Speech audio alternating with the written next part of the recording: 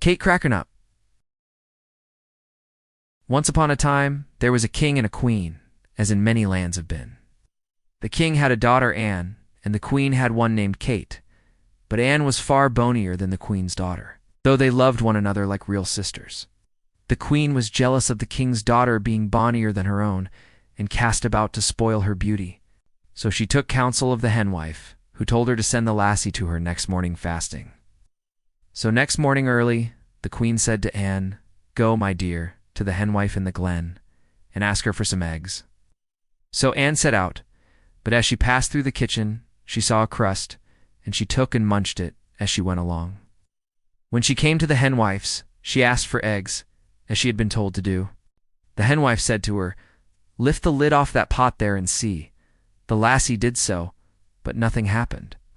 "Go home to your Minnie and tell her to keep her larder door better locked," said the henwife. So she went home to the queen and told her what the henwife had said. The queen knew from this that the lassie had had something to eat, so watched the next morning and sent her away fasting. But the princess saw some country folk picking peas by the roadside, and being very kind, she spoke to them and took a handful of the peas, which she ate by the way. When she came to the henwife, she said, "Lift the lid off the pot and you'll see." So Anne lifted the lid, but nothing happened. Then the henwife was rare angry and said to Anne, "Tell your Minnie the pot won't boil if the fire's away." So Anne went home and told the queen. The third day the queen goes along with the girl herself to the henwife. Now this time when Anne lifted the lid off the pot off, falls her own pretty head, and on jumps a sheep's head. So the queen was now quite satisfied and went back home. Her own daughter Kate, however, took a fine linen cloth and wrapped it round her sister's head and took her by the hand. And they both went out to seek their fortune. They went on, and they went on, and they went on, till they came to a castle. Kate knocked at the door and asked for a night's lodging for herself and a sick sister. They went in and found it was a king's castle who had 2 sons. And one of them was sickening away to death, and no one could find out what ailed him. And the curious thing was that whoever watched him at night was never seen any more. So the king had offered a peck of silver to anyone who would stop up with him. Now Katie was a very brave girl, so she offered to sit up with him. Till midnight all goes well. As 12 o'clock rings, however, the sick prince rises, dresses himself, and slips downstairs. Kate followed, but he didn't seem to notice her.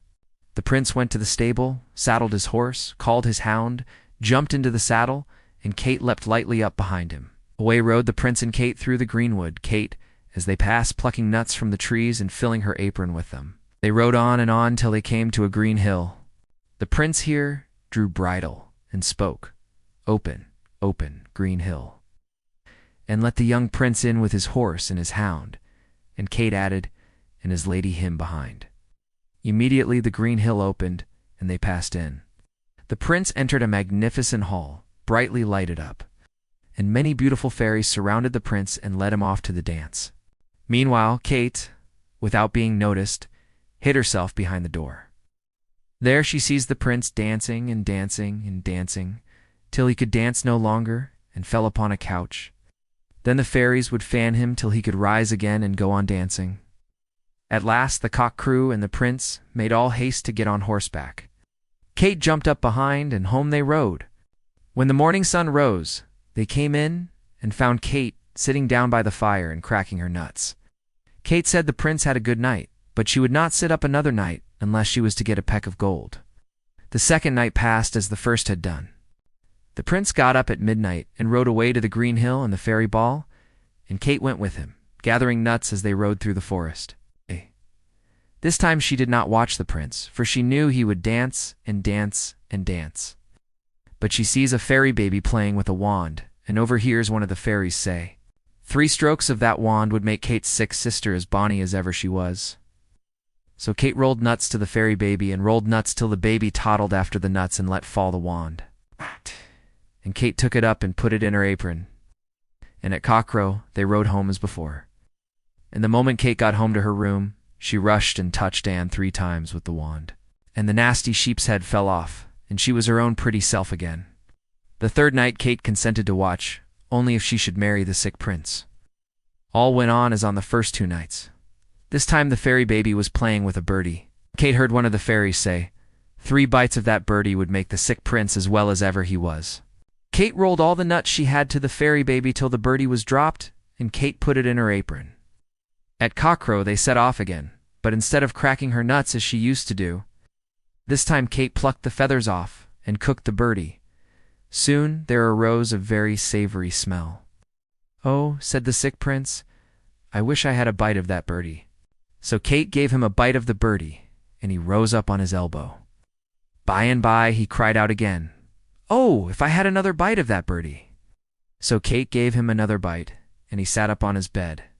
Then he said again, "Oh, if I only had a third bite of that birdie!" Kate gave him a third bite, and he rose quite well, dressed himself, and sat down by the fire. And when the folk came in next morning, they found Kate and the young prince cracking nuts together. Meanwhile, his brother had seen Annie and had fallen in love with her, as everybody did who saw her sweet pretty face. So the sick son married the well sister, and the well son married the sick sister. And they all lived happy and died happy, and never drank out of a dry cappy.